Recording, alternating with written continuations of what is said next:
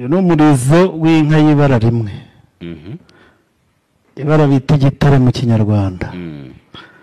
Icya kabiri, uyu murizo ukaba waravuye ku nka ihuriye ku bitsina bibiri. Ihuriye ku bitsina bibiri gute? Yari ikimasare n'inyana. Yari ikinyabibiri? Yego. Uyu murizo ukaba ufite imbaraga zidasanzwe, iri ni ibanga ry'ubuvuzi buri gakondo. Ni amahoro. Yego. Yego.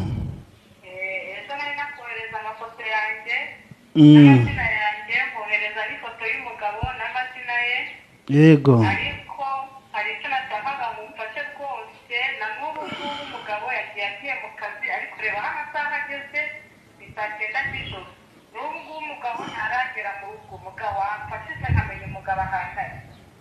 Ngufashe umenya ahantu umugabo ari.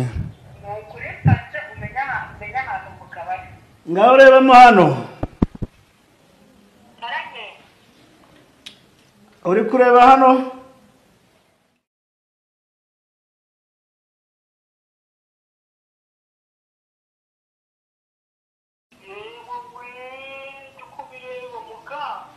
Dore nguyu umugabo wawe, dore aho ari.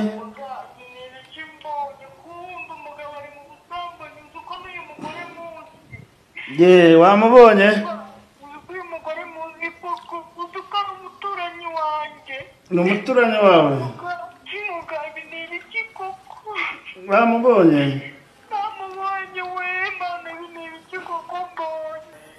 Inyuma yo kubona uyu muntu,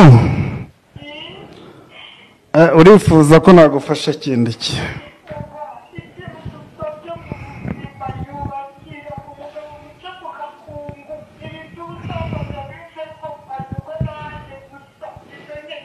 Urashaka ko muca mu buhehesi?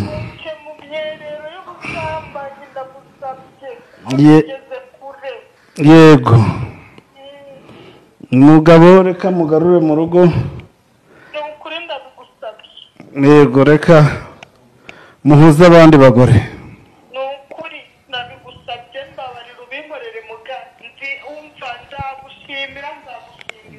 Umuntu tutari kumwe agiye muvura nifashishije ifoto ye, imyirondoro yampaye kwanza. Ifoto ye iyo yayimpaye ndamuvura nshingiye kuri ya foto, ngakoresha imiti yanjye n'imbaraga zidasanzwe, amuvura kandi arakira.